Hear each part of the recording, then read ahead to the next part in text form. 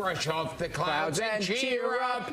Put on a happy face and spread sunshine all over the place. So put on a happy face. I mean, that was such a great moment, looking back into the archives of an interview I did in 2017 with the now late Gilbert Gottfried for the release of the documentary about his life. So I got to meet him, his wife sitting next to him, and the filmmaker behind it during that interview back in 2017. Yeah, the actor and comedian's family released this statement yesterday about his passing, saying, "We are heartbroken to announce the passing of our beloved Gilbert Gottfried after a long illness." In addition to being the most iconic voice in comedy, Gilbert was a wonderful husband, brother, friend, and father to his 2 young children. Now, although today is a sad day for all of us, please keep laughing as loud as possible in Gilbert's honor. So here to share more about his legacy in film, TV, and stage is comedian, writer, and radio personality Jeffrey Gurian. So Jeff, good to see you again.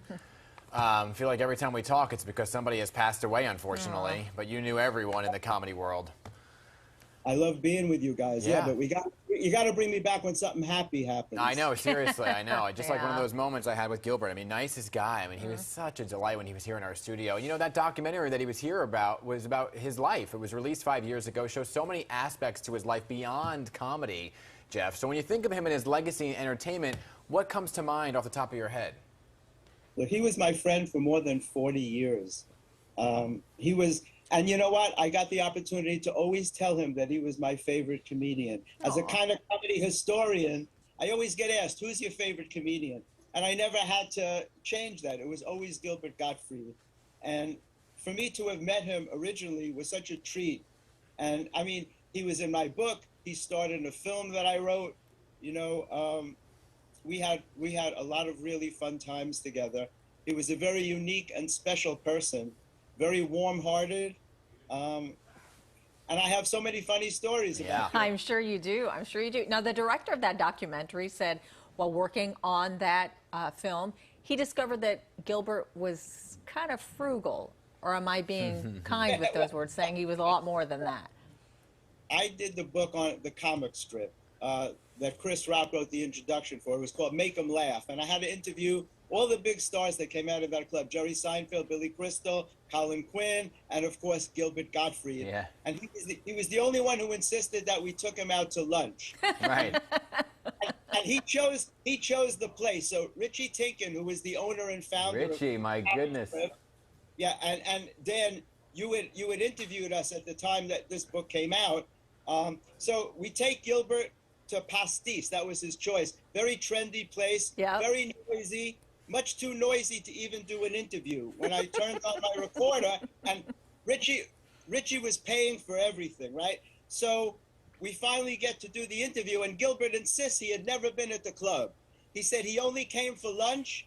He had no idea what the comic strip was. He said he heard it had good electricity. It had the best electricity of any comedy club in the city. Yeah. And he heard that they had one chair and the comedians would take turns sitting in that chair.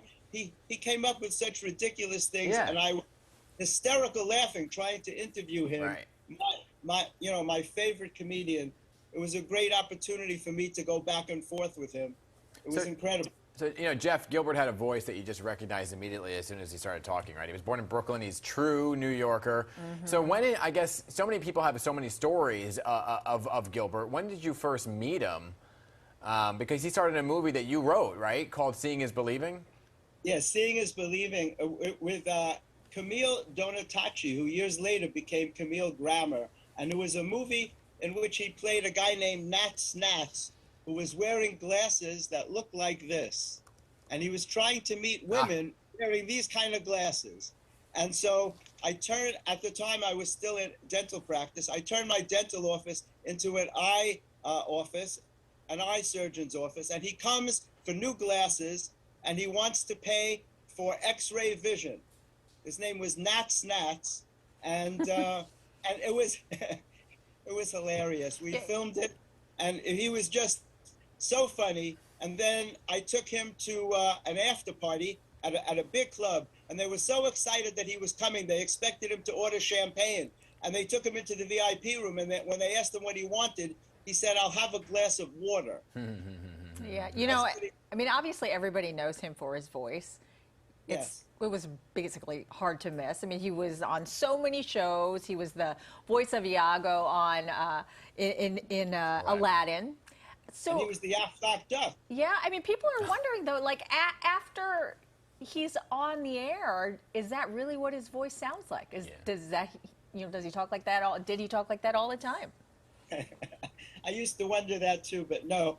I have video interviews with him on my channel, on my Comedy Matters TV channel on YouTube. You can hear him speaking in a regular voice. Wow. But when he would come out on stage, you know, he'd come out with his eyes closed and his hands out like that. And he was unstoppable. There was nobody funnier than Gilbert. There were times I had to beg him to stop because the pain was so great. And, Oh, my goodness. Oh, there's the picture. in comedy, there's a thing about, you know, people in comedy tend not to laugh when they're at a show, you know, because you've heard so many jokes. You know, when I used to write for people, I would give them the jokes and they'd be like, "That's funny. Oh, that's very funny. I'm hysterical." But their face would stay straight. They wouldn't even smile. And so with Gilbert, I had tears running down my face. My goodness. I literally had to stop. I can't take the pain anymore. My sides crammed. Oh, Jeffrey. So it's always so good talking to you, and it's great to hear so many of your memories of so many of these comedic legends, and it's also good to see you're keeping the facts game.